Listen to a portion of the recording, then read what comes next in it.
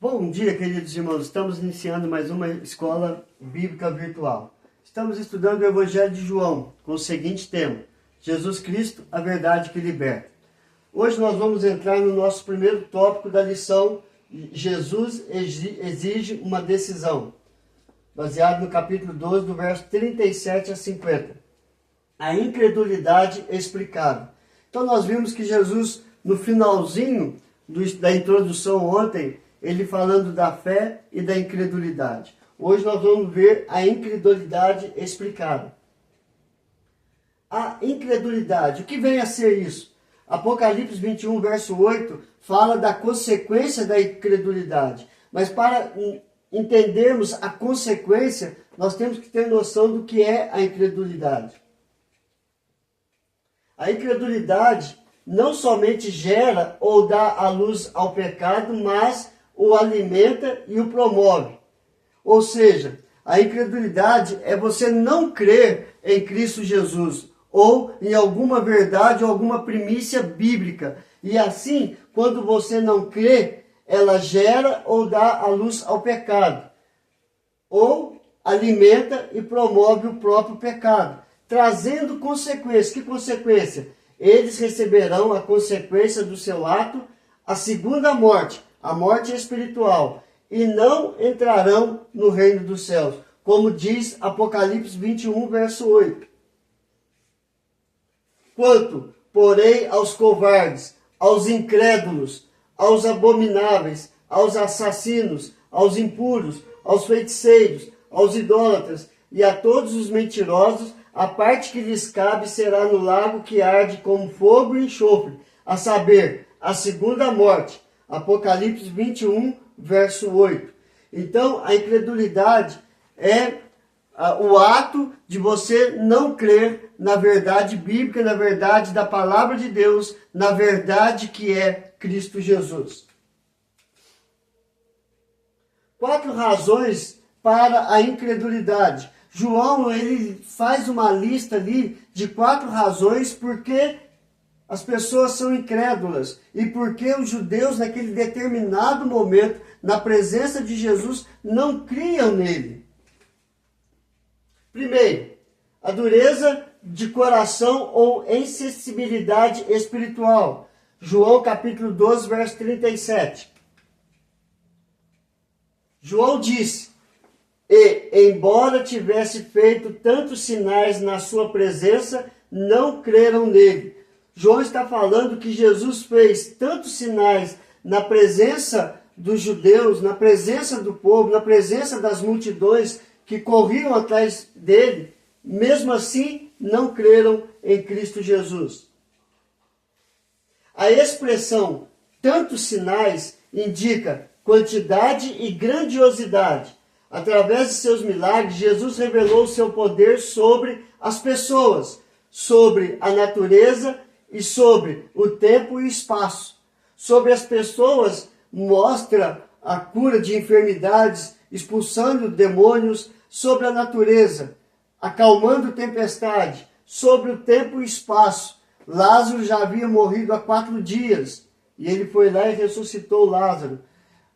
O filho de um carcereiro estava à distância, com uma só palavra ele curou o filho do carcereiro. Então, você vê, Jesus revela o seu poder sobre as pessoas, sobre a natureza, sobre o tempo e sobre o espaço. Dureza do coração, insensibilidade espiritual. Esses sinais visíveis diante de muitas testemunhas. Ele fez isso diante de muitas testemunhas. E isso fica claro no texto de João capítulo 12, verso 17. Dava, pois, testemunho disto à multidão que estivera com ele, quando chamara a Lázaro do túmulo e o levantara dentre os mortos. Então a multidão estava ali e viu que Jesus ressuscitou a Lázaro. Então eram sinais visíveis diante de muitas testemunhas.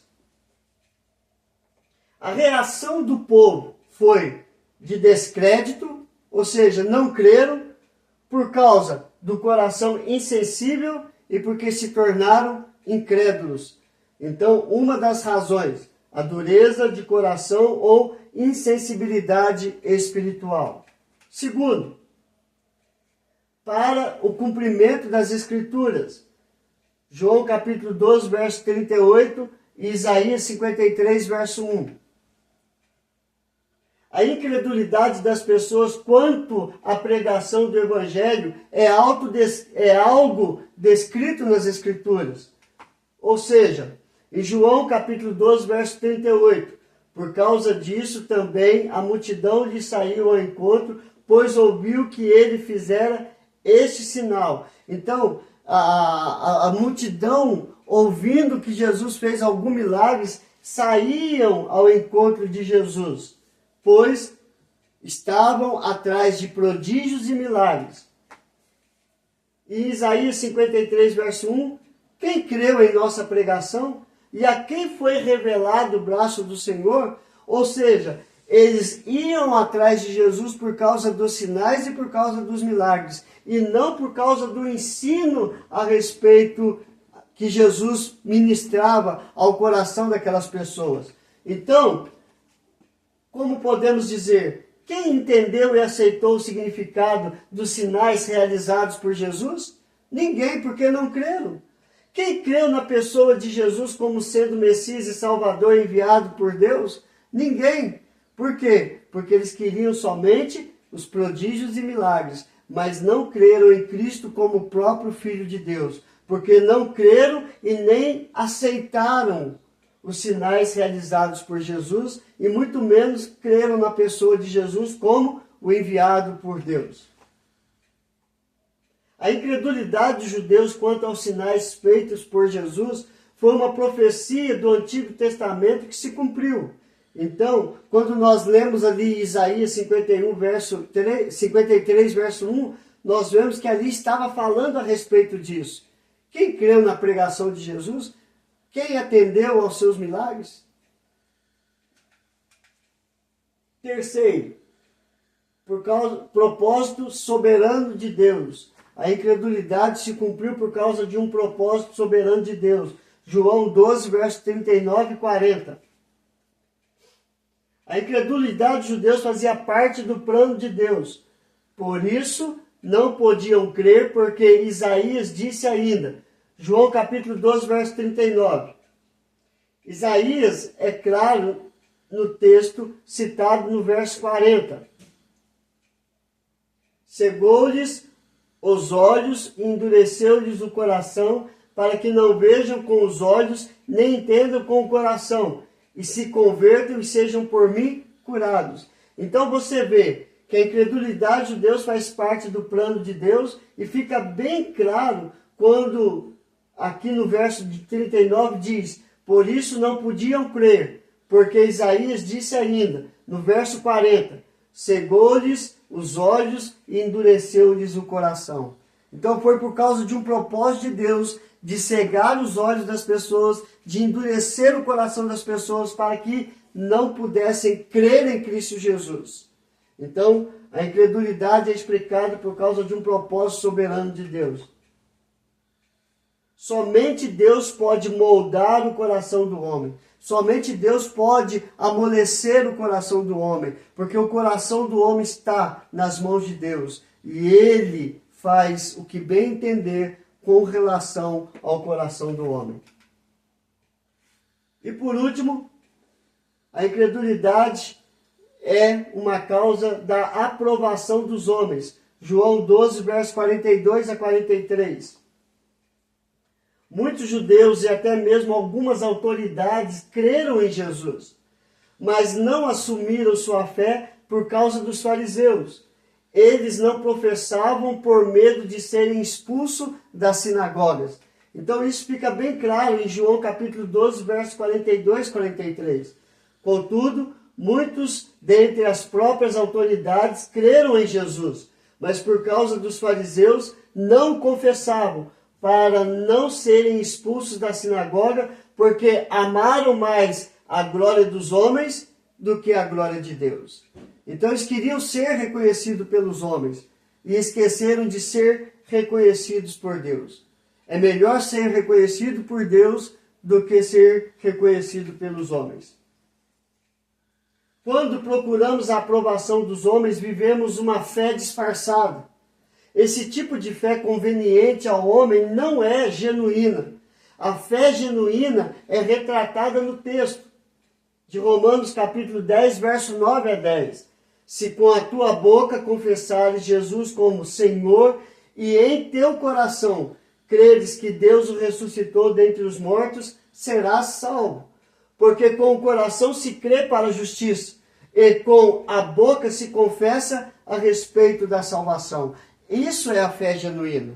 E essa fé genuína que nós vamos estudar a partir de amanhã.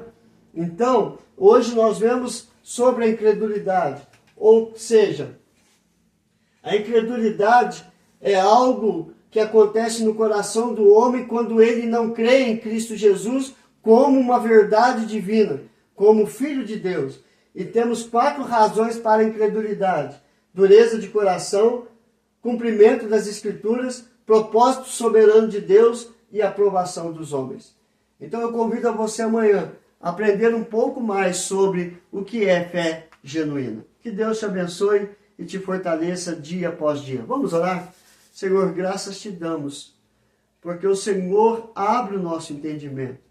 E por meio do Espírito Santo, o Senhor venha trabalhar no nosso coração para entender e compreender as Escrituras. E através desta compreensão, crer que Cristo Jesus é o teu Filho e por meio dele somos salvos pela fé. Uma fé genuína e verdadeira, que entendemos com o coração e confessamos com os nossos lábios para a manifestação da tua glória em nossa vida. Entra, Senhor Deus, em cada coração, em cada vida, em cada lar, ó Pai, que tem recebido esta mensagem e que possa produzir frutos para a tua honra, para a tua glória e para o teu louvor. É a nossa oração, hoje e sempre, em nome de Jesus. Amém e amém. Que Deus te abençoe hoje e sempre, e até amanhã, se Deus quiser.